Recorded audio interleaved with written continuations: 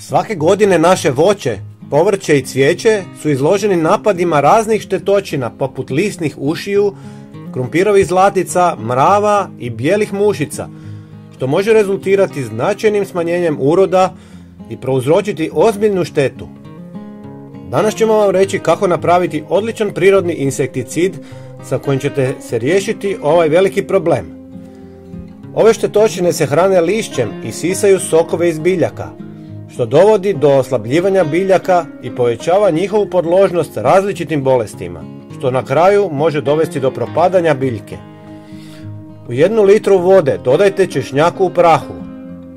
Također možete koristiti i svježi češnjak. Sastojci u češnjaku brzo odbijaju sve insekte.